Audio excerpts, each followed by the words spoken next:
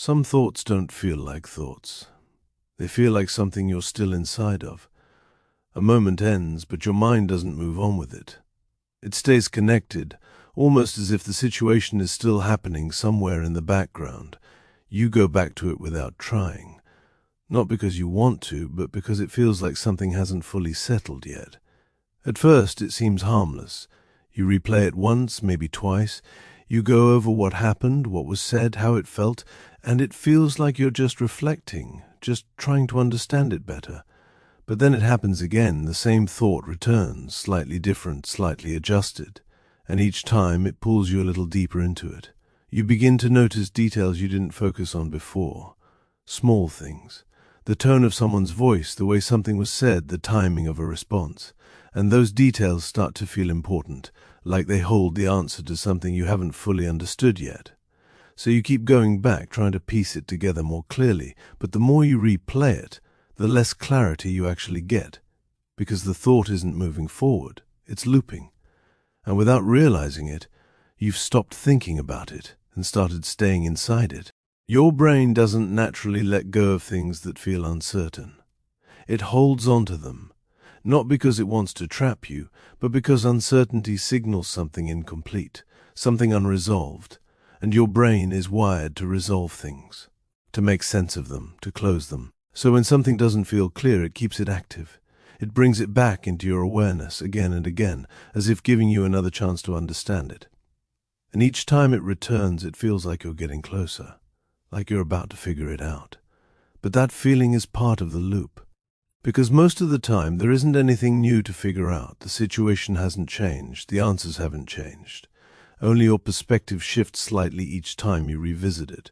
And that shift gives the illusion of progress, even though you're staying in the same place. This is why the thought doesn't fade, because your brain treats it like something still in progress, something that hasn't reached a conclusion yet. And as long as it feels that way, it keeps bringing it back. There's a specific point where reflection turns into overthinking, but it's easy to miss. It's not when the thought appears, and it's not even when you replay it. It's when you start believing that there's something you need to find inside it, something hidden, something you haven't understood yet. That belief changes how you engage with the thought. Instead of letting it pass, you start digging into it.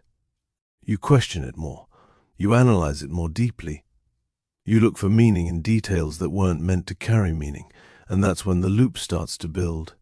Because now, you're not just remembering the moment, you're interacting with it, you're trying to extract something from it, and every time you do that, you reinforce the idea that there's something there worth finding. But there isn't. The moment already happened.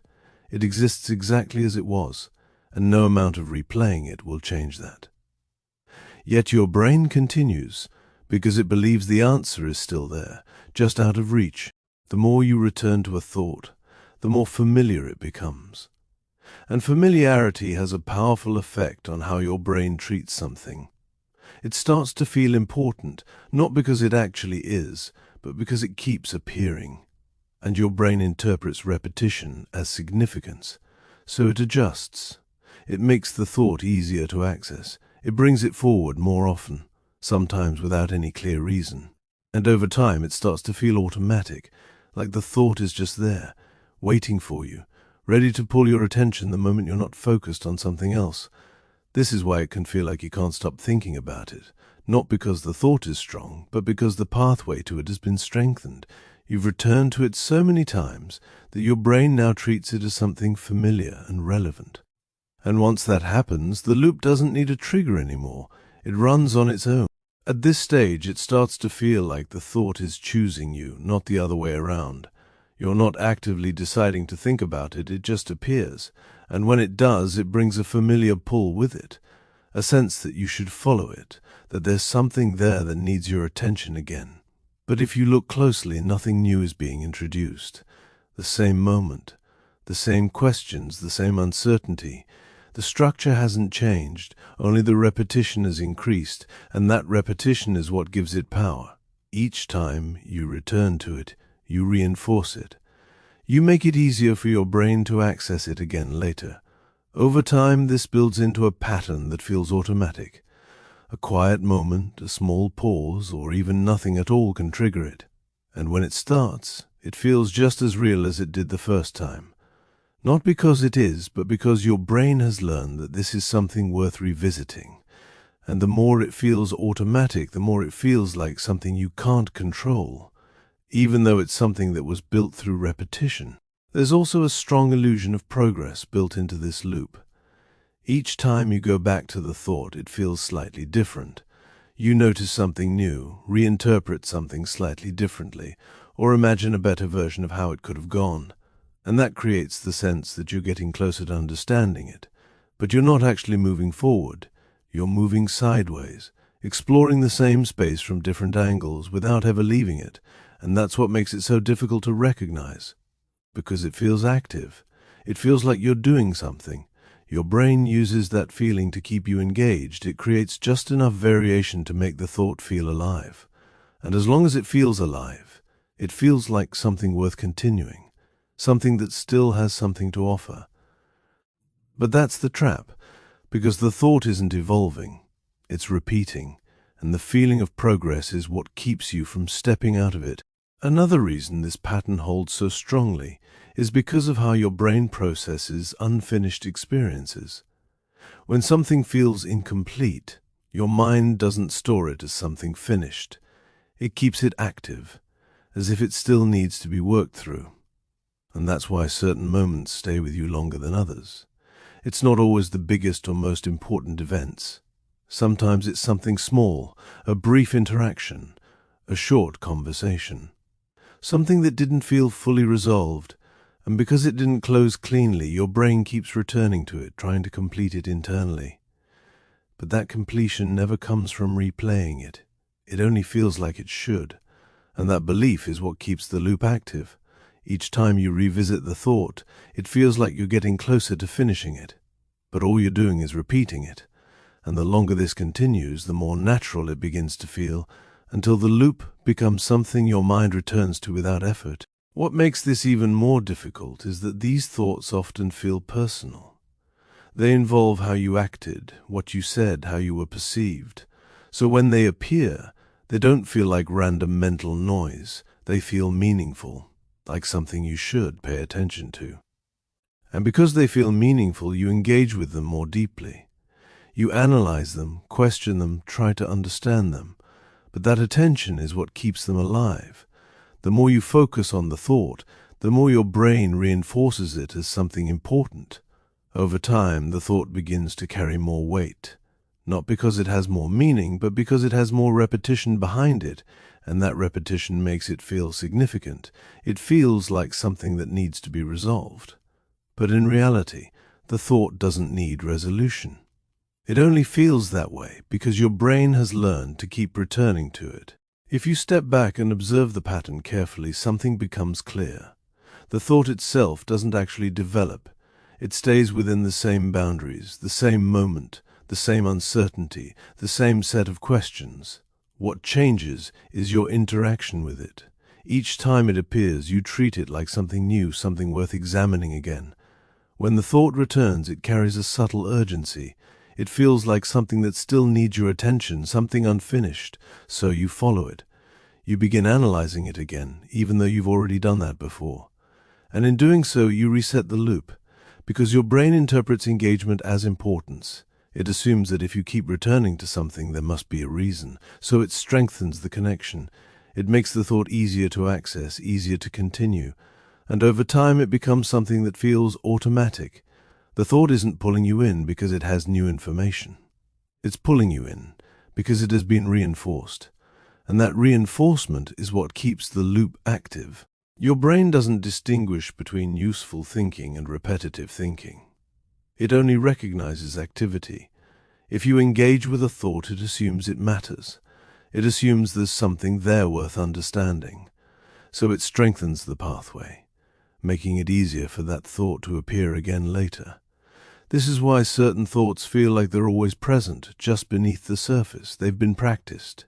Each time you return to them, you made them more familiar, and familiarity creates priority in your mind, even when there's no real reason for it. Over time, this builds into a pattern where your brain automatically returns to what it knows you've engaged with before. And when it does, it feels like something you didn't choose, like the thought appeared on its own. But it didn't appear randomly. It followed a path that has been reinforced repeatedly, and that's why it feels so persistent. There's also an emotional layer that strengthens this loop. Thoughts that carry emotion feel more vivid, more real, more important. Your brain uses emotion as a signal. If something felt intense, it assumes it matters and it keeps it active. So when you replay the thought, you don't just recall the situation, you recreate the feeling. And that feeling makes the thought seem more significant than it actually is. It adds weight to it. It makes it harder to ignore. Over time, the emotional response becomes tied to the loop itself. It's no longer just about the original moment. It's about the repeated experience of thinking about it, and that repetition builds intensity. But that intensity doesn't come from meaning. It comes from how often the thought has been revisited. The more you engage with it, the more emotional weight it seems to carry, even if nothing new has been added to it. At a certain point, overthinking stops feeling like something you're doing and starts feeling like something that's happening to you. The thoughts appear on their own. They pull your attention without effort, and when they do, it feels automatic. But even in that moment, there is still a small gap, a brief space between noticing the thought and fully engaging with it. And that space is where the pattern can begin to change. Not by forcing the thought away, but by not following it, by allowing it to exist without building on it. And that feels unnatural at first because your brain expects you to engage. It's used to the loop. So when you don't follow it, it feels incomplete, even uncomfortable.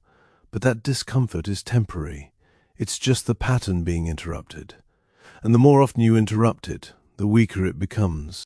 The mistake most people make is believing that the thought will stop once they understand it. That if they can just find the right explanation, the right interpretation, or the right version of what happened, the loop will finally close. So they keep going back, keep analyzing, keep searching for something that feels complete. But the loop isn't sustained by a lack of understanding. It's sustained by repetition. The more you try to solve the thought, the more you stay inside it. You keep it active, you keep it relevant. And that's why it doesn't go away. Because every time you engage with it, you're reinforcing the idea that it needs to be solved, that there's something there worth returning to. And your brain responds to that. It strengthens the pathway, making the thought easier to access again later. So the thought doesn't fade, not because it's unsolvable, but because it's being reinforced.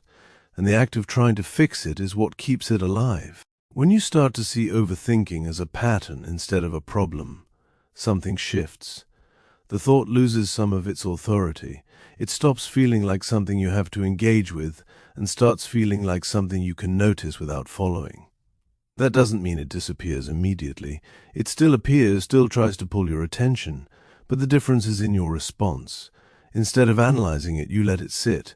You allow it to exist without turning it into a loop.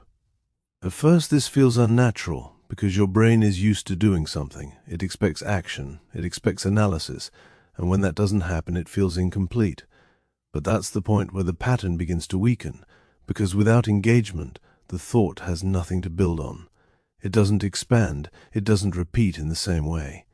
And over time, it starts to lose the intensity it once had.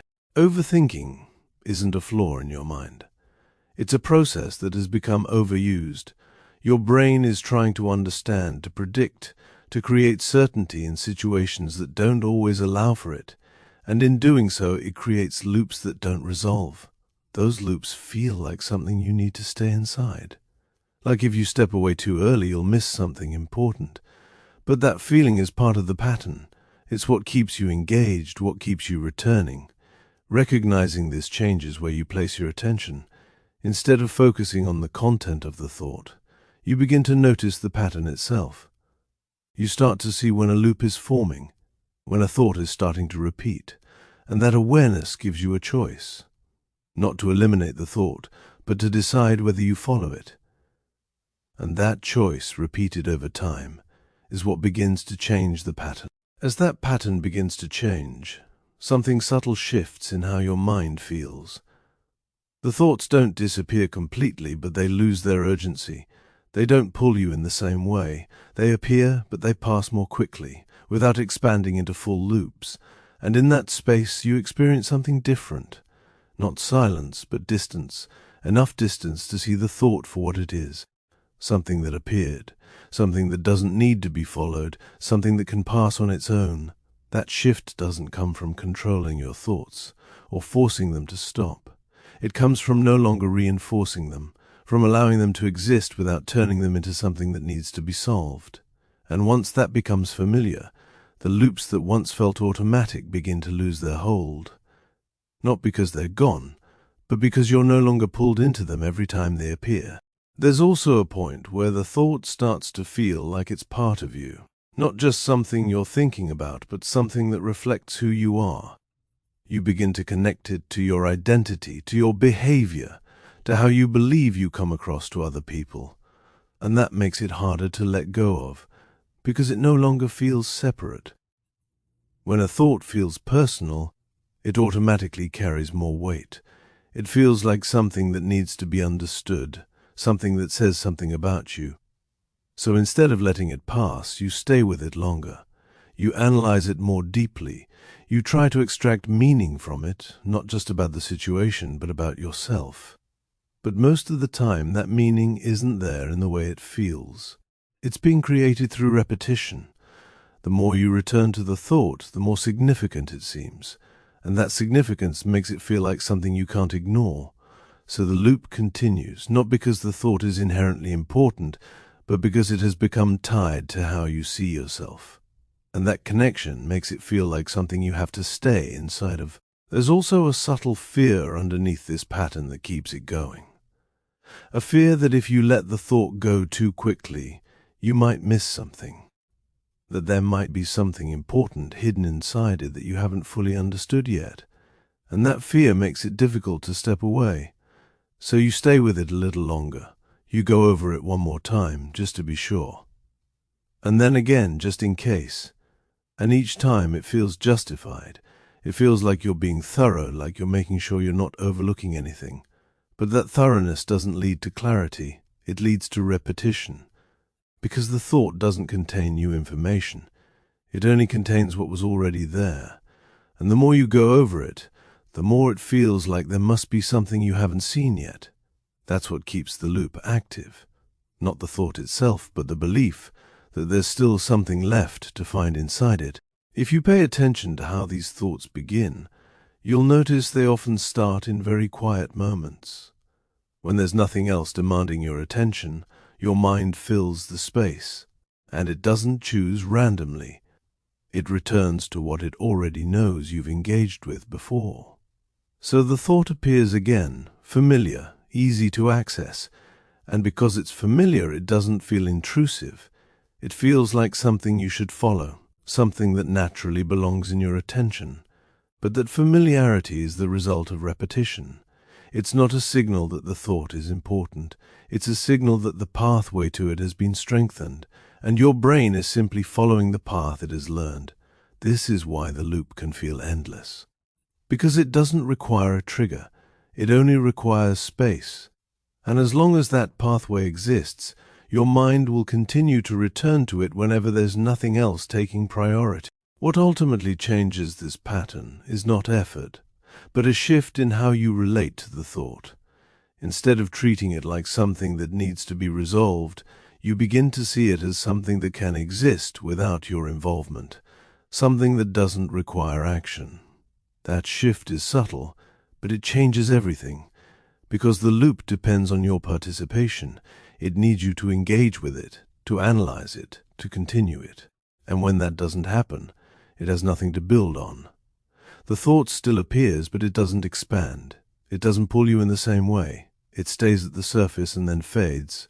And the more often that happens, the weaker the pattern becomes, not because you forced it to stop, but because you stopped reinforcing it. And over time, that changes how your mind responds, until the loop that once felt constant no longer holds the same control over your attention.